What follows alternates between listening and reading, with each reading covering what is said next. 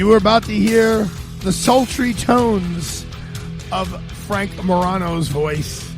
But now you'll have to tune in on Mondays to hear the sultry tones of Frank Morano's voice. Councilman Morano, I actually went back and checked out some of your old AM 970 Sunday morning at, was it 5 a.m. you went on or 4:30 a.m.? 4 a.m., except for the last year that I was on. Then I started at 3 a.m. How did you get access to that? I thought Matt Sambolin took down all those podcasts. I didn't know that they were still available anywhere. Well, when you work for the station, you have access to special stuff. There are ways.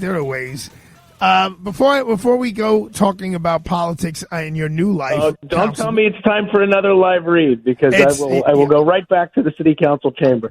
I just wanted to know, on a regular, how much is the radio gig do you long for? Oh, tremendous. I mean, that's one of the reasons I was so eager for the opportunity to chat with you. It's very frustrating to read the paper and not, know what I would say about a particular story and then have nowhere to pontificate about it, or read a book or watch a movie and have nobody that cares about my review of the movie, let alone No Perfect Strangers, or have an idea for something that callers would respond to and have no means of doing that except maybe a Facebook post, or, have a big breaking news event and know exactly the experts that I would have on for a panel discussion on that subject and have no forum for doing a panel discussion for it. So, obviously I love what I'm doing now, but I actually miss it much more than I ever anticipated. The biggest question Luca and I had is, do you still privately do denunciations? I do.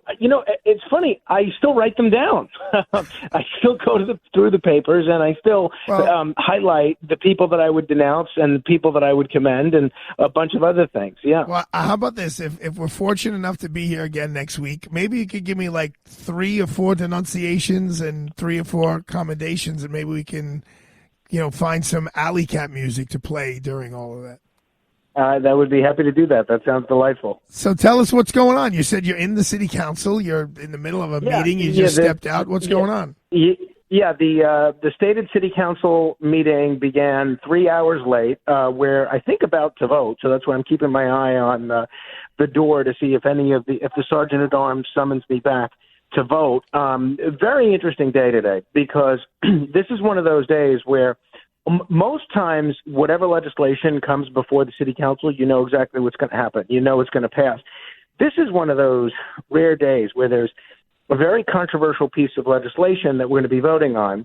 And honestly, I don't know what's going to happen. I think I know what's going to happen, but I don't know for sure. It has to do with the Bronx Casino project, the links in the Bronx. And you have the situation where the council member that represents that district, Council Member Christy Marmorato, Republican, the only Republican in the Bronx, first Republican elected to the city council from the Bronx in about 50 years, she's opposed to the project. And because she's opposed to it, I'm opposed to it because, I believe in what we call member deference. Because if I'm opposed to a project in my district, I want all the members deferring to my judgment.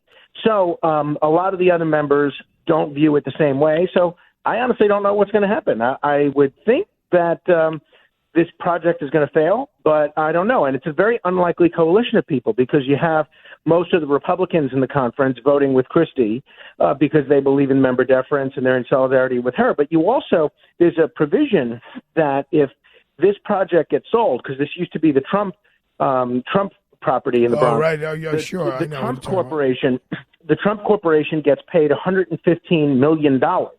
So you have a lot of the more progressive members opposing it, not only because for member deference reasons, but because they don't want Donald Trump to make $115 million. So it's a very unusual coalition of members on the left, on the right, that are opposing this. Very, very interesting. There's also a bill that's going to be coming up about paying the guys who do Uber Eats and Seamless and giving them some type of a minimum wage. Do you know of what I speak? Yeah, we're voting on that one shortly as well. It's not exactly what you said. There actually already is a minimum wage for those folks, the Uber Eats folks and others. But what this would do, what we're about to vote on, is extend that same minimum wage to delivery workers for Instacart and grocery delivery apps. All right, okay, all right. I messed up Instacart for Uber Eats. The reason it's an important distinction is because we already did that for the food delivery workers, the e-hail workers, and since then we've seen the prices of what consumers are paying for these e-delivery apps go through the roof. And unfortunately, I might have been a different vote on this, but because of seeing what happened once the city council cast this minimum wage for the e-delivery drivers, I am going to vote no on this one as well, because I think the same thing is going to happen with people that get their groceries delivered. Well, I don't know who absorbs those costs. Is it the people at home? Well, the consumer. Yeah, the consumer, the people ordering groceries and using the app. There should be a senior citizen exemption. So, my parents, who it's a little difficult for them to get around. I know. Okay. Well, maybe Councilman Morano should think about it. But, I don't want to throw anyone under the bus, but people you and I know who maybe are home with little children, either, okay, fine, you're either going to pay the $20 delivery fee or just, go to the store. My 87-year-old dad spent an hour and a half today in the store. The fact is, really, Albany needs to act on creating a new class of worker for these folks, because the fact of the matter is these guys are in this no man's land where the grocery stores and the e-hail apps don't want to make them employees, and the drivers themselves don't want to be employees because so many of them are illegal immigrants, and so they'd have to pay employment taxes and this sort of thing. And really, Albany should act, if we're going to be in this age where so many things are being delivered to create this new class of worker, this kind of different type of independent contractor where you get certain protections that workers should be getting, but those costs aren't always being passed on to the consumer. And from what I'm told, your friend, the mayor, is this is the scuttlebutt. I don't know if it's true, but he's planning to veto this anyway. So I think it's going to pass today. The mayor's going to veto it, and then I'm sure it'll come before us to see if they overturn the veto. So how many of your members are necessary to overturn the veto? It's 2/3, which I would imagine they'll have no problem getting. But we'll see. We'll see how this pans out. All right. So you're talking about my friend, the mayor, and, there's my friend, Andrew Cuomo. There's, of course, my friend, everyone who knows me, I'm very close to Zoran Mondami. And Art Curtis loves me, and I did several cases with Jim Walden. So all my friends are apparently in the mix. Andrew Cuomo announcing today. Frank, I don't want to put you on the spot, but have you done any kind of mathematical analysis to show what would be the lowest percentage someone could get and win? Well, the more candidates are in it, obviously, the lower percentage you need, right? Right. So we got 5. I mean, no one's as of right now, no one's going anywhere. Yeah. Look, I don't know. Walden is going to get 1% of the vote. I don't think he's much of a factor. But I think hold on. That 1% could matter, right?